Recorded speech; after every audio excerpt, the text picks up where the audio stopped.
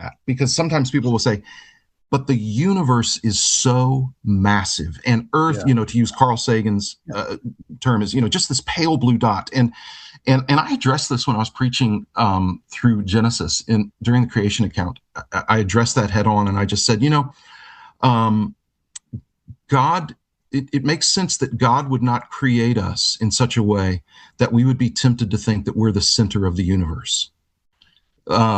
Just like with Adam and Eve, he places his image upon, he creates them in his image, makes them his co-regents on earth, puts them in charge of expanding the temple, as it were, across the face of the earth.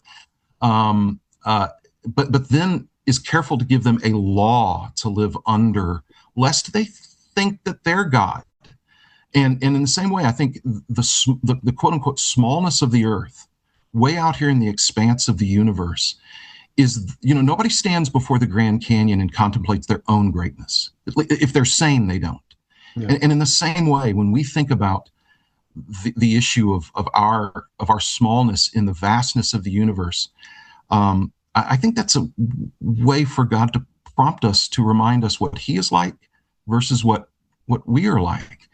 I don't think that should prompt us to think, therefore, there has to be ETs on other planets. I think that our relative smallness is to prompt us along with other things, towards doxology, and wonder and awe of God. The universe is for Him.